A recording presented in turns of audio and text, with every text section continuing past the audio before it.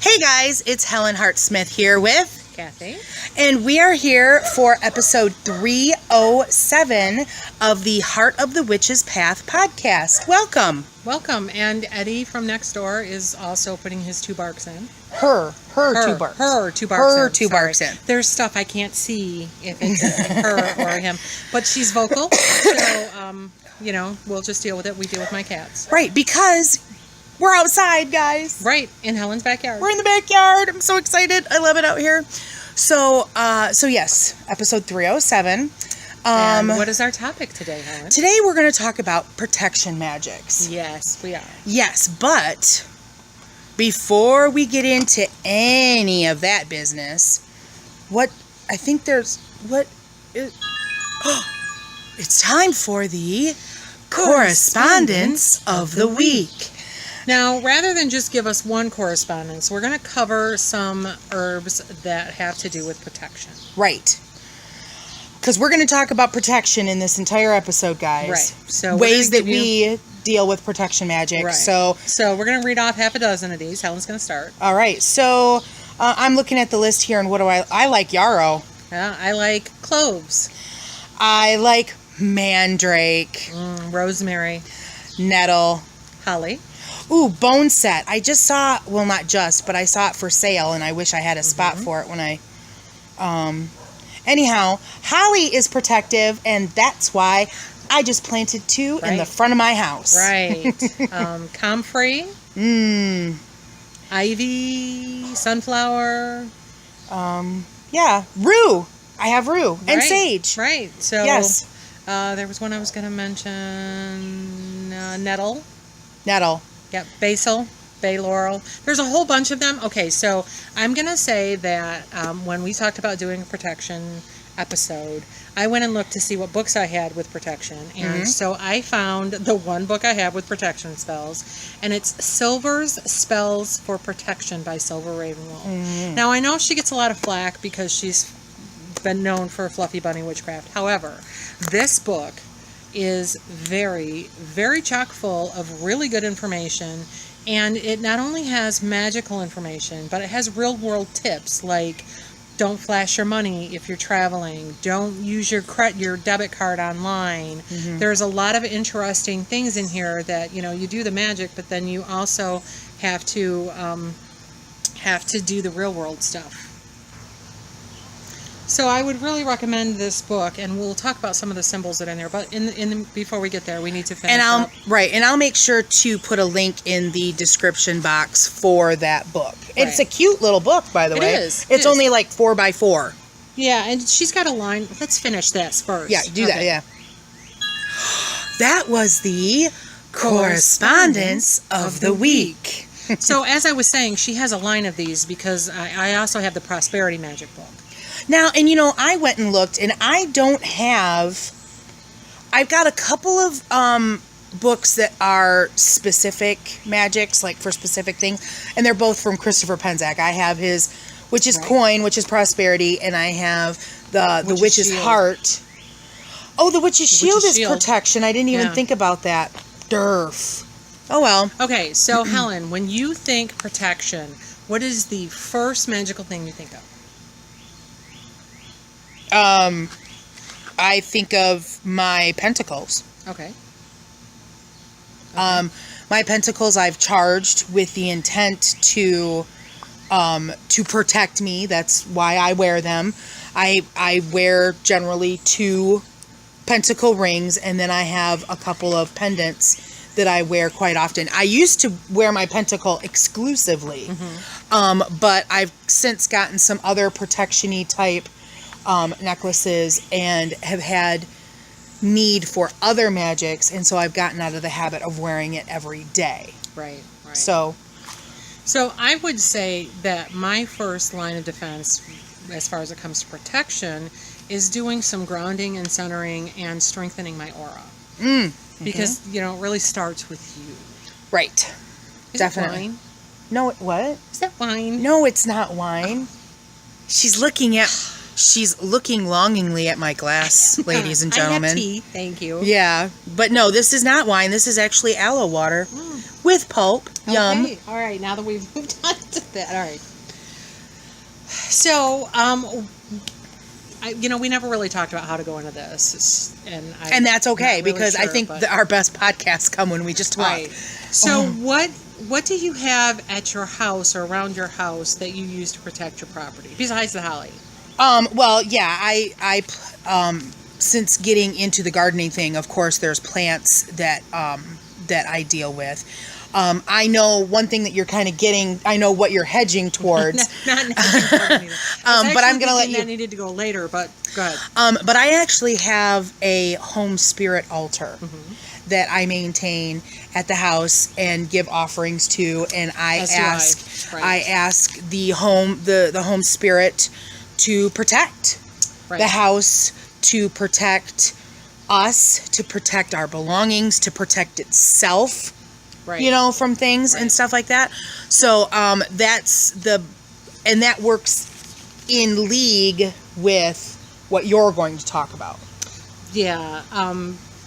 So what about your house? Okay, I'll talk about my house first, but there's some other stuff that I've seen that have recommended. But let's go with my dog fence. Yes. Okay, so back when I was a stupid teenager, I got involved with this guy who was probably would have been abusive had he stayed out of jail long enough. But he stayed out of jail long enough to get me pregnant, which was just lovely. And when he got out of jail 25 years later, something like that, 28 years later, my daughter thought it was a good idea to move him into the same town that I lived in. And yeah, not a good idea. And it's not that I was afraid of this guy, because I just don't have that kind of fear anymore. He can't affect me that way. However, I know that he's vindictive and he has anger management issues, and I didn't want him anywhere near my house. Right. You just didn't want the drama. Right. Right, I didn't want the drama. Not that there was going to be, or that you expected it, or anything else.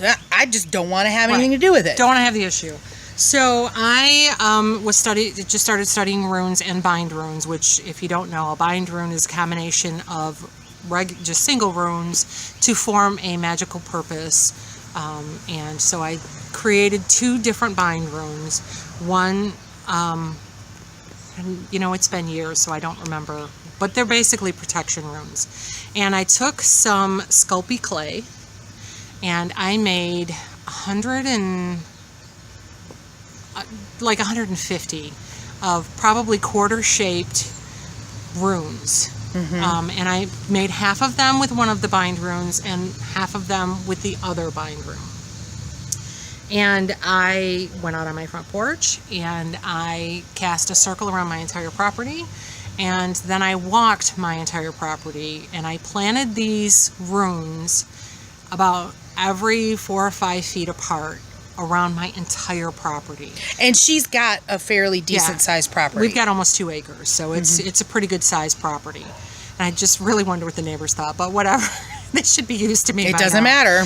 They should be used to me by now. So as I was putting the runes in the ground, I was saying words like, no one who means any harm to me, my friends, my family, my belongings can pass this fence, this circle.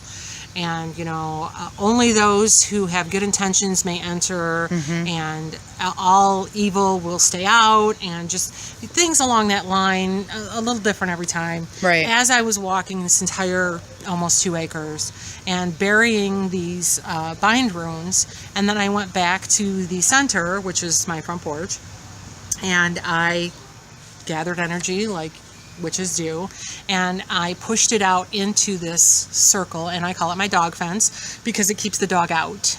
Right. It's like an invisible dog fence. Right. And I have had people who say they were going to come over and then have them not come over, like new people. And I often wonder, is it because of this dog fence?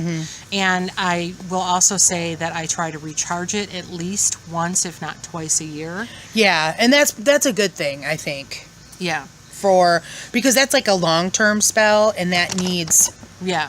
energy every Right. so often. And I do try once a year too to walk the perimeter with a sage bundle to just make sure that the energy is moving and cleansed and is good. Right. And so she had done that a number of years ago. It's been a while. And so a couple of years ago, I think, I decided to do the same thing. And I think it was kind of after the roomie's car was rifled through. Yeah. She had accidentally left her car unlocked overnight. And when she went to go leave, she discovered that all of the change that she had in her car had been stolen. Everything had been gone through. Luckily, things like her CDs weren't taken. And I figured that it was probably, some young kid who was looking for cigarette money or pot money or something like that. But she was really lucky that, the car wasn't stolen and stuff like that. And Radio. Right. And so that kind of prompted me. Kathy reminded me that she had done this dog fence at her house. And I was like, oh, I should probably do that. And so, we had a bunch of wood slices from a tree that had downed at Kathy's house. And so I wood burned the same. I think I only did one bind room, where you had two, because I'd gotten it from you. Right. And I only did like a half a dozen because my yard is a lot smaller. Yeah, it's a small city lot. Right. And so I basically did the same thing. Well, actually, you know what? I think there was a seventh one. And that one is on the altar. Right. the home spirit altar. Right. So, yeah. Yeah. So, but you don't have to get that complicated. Sorry, my sister, who never texts me, is texting me. You don't have to get that complicated. There are more simple things that you can do, especially if you have a small house. I've seen where you can take either some sort of blessed water or even clear nail polish, and you can paint like a pentacle on every window. That would be good. Actually, Silver Ravenwolf's book has a dragon's eye triangle that you could use for that. Oh. And it's basically, if you're looking down at a three-sided pyramid, you can see from the top. Yeah, from the top, you can see all three sides, and it forms three triangles. It's the Verbena symbol. It is. Sorry, gaming reference. Right.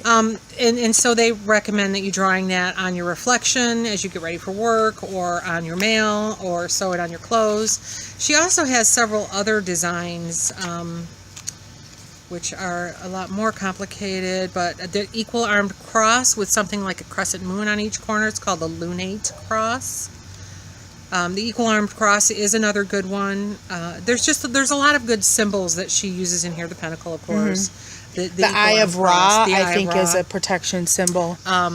Spiral is a good protection symbol. Yeah, especially like you could use a banishing one to banish negativity or evil away. Right. So you could put those on your windows, or you could carve them into trees in your yard.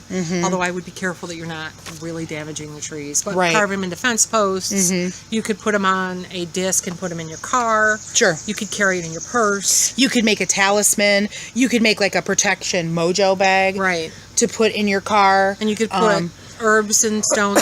Another thing about this Silver Ravenwolf book is there's this huge section. Well, it's not huge. Okay, it's several pages in the back of correspondences, and there's herbs, there's astrological symbols, there's color magic. I want to say there was not stones, moon phases. Planetary hours. That's kind of cool. There's a lot of really good information in the back of it to go with protection. Right. Another thing that I do too for protection, like for the house and for us, is I will actually I will ask the ancestors when I go to the ancestor altar and make offerings and such. Part of the petition that I make to them is that, look out for us and help to protect us and help to guide us into situations that are for our highest good. Right. So I work with the ancestors. I work with a lot of my spirit guides in that capacity for protection. Right, because why wouldn't you? Exactly. Right. Something else that can be done very quickly if you need protection right now is salt. Or sulfur if you wanted to deal with sulfur. Yeah, but if you're in your office, you don't necessarily have you don't sulfur wanna... right there. I mean, I do, but I have taken a McDonald's packet of salt, broken it open, poured it into my hand, and spread it out to make the bad stuff go away. And the bad stuff being one of the employees where I worked at the time, and that totally worked for a long time. So you don't have to get really complex. You don't have to, study runes or the phases of the moon. There's simple things that you can do to protect yourself. Right, exactly. Yeah. We were talking about car protection earlier. One thing that I always do when I get in my car is I envision an orb of blue protection light around the car. Right. And I do that when I'm in bad traffic. And I visualize seeing myself arriving at my destination intact, everything fine, blah, blah, blah. Right. My husband drives to Detroit almost every day, and it's like an hour and a half drive. And he drives during busy morning traffic. And so at our last Crafty Craft Day, we did a vehicle protection sachet mojo bag, and I put one in his car. Oh, I guess I didn't realize that. That's cool. Yeah. And I told him about it because I didn't want him to go, "What the hell is this?" and throw it away. Yeah, that's probably a good thing. Yeah. So, I mean, honestly, when it comes to protection, the possibilities are endless. Right. And because I'm sure that there's tons of things that we haven't talked about, because we haven't talked about stones at all. No, we haven't. And I'm trying to think, like, off the top of my head. I think amethyst moonstone is a really good protective. Isn't moonstone for protection as well? I think so, but then you get things like, what is the black one? I can't. Hematite. Hematite. Well, there's that one. But that one is more, I think about that one more for soaking up negativity. Yeah, but I look still, at, like, you're protecting yourself from the negativity. Right. I look at, like, obsidian obsidian. There's some jaspers. Right. Jet. Yes. As protection. Black stones are protective in general. Yeah, so there's a lot there. There's a lot of angels that are for protection. There's a lot of gods that are for protection. Animals. I mean, a wolf is a good protective totem. Oh, yeah. A lion, a tiger, a jaguar. Those are all really good protective totems. One thing that I'm kind of playing around with this year is it's interesting for me because in recent years I'm realizing that there's plants that are presenting themselves to me. And stuff like that. And so, when I see something long enough, I'm like, okay, what do you do? And stuff like that. And so recently, thistle has been... Thistle is a very good protective plant. And thistle is a plant that I have been seeing a lot of recently. And so, I actually, on my recent trip to the northern Michigan area... Lower Michigan. Right, yeah. Not the UP, not this time. I came across a beautiful thistle tree, bush, plant, whatever, and asked if part of it wanted to come home with me, and it said yes. And so I snipped a section, brought it home and dried it, and I'm going to hang it in a window. It's a good idea. For protection. Right.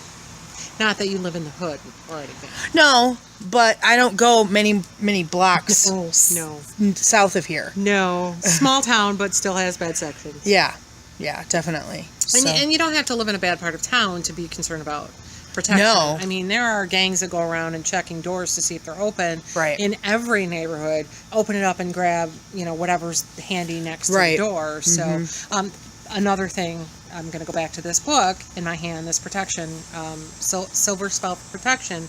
She has really good real world examples of, use your brain. She calls them practical tips.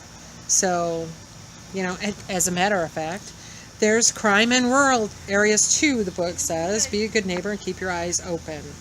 Use your locks. Right. So, I mean, it's just simple tips like that are common sense. But Hey guys, sorry about that break in the action, so to speak. We had to pause for an unexpected visitor.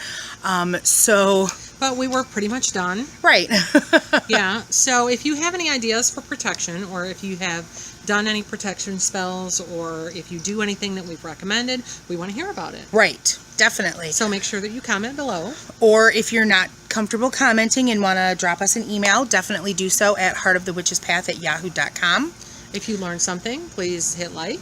Right, definitely. And if you haven't done so already, please subscribe to the channel. We'd love to have you come back and see everything. Keep an eye, if you're on Instagram, Helen has a Heart of the Witch's Path Instagram account that she's been posting a lot of plant pictures on. And she took a picture tonight that hopefully she'll be posting. Yes. So if you have any questions, comments, concerns, please let us know either by the email or commenting below. Definitely. So that's going to wrap it up for this episode. Thanks for tuning in for another podcast, and thanks for walking the path for a little while with us. And until next time, blessed be.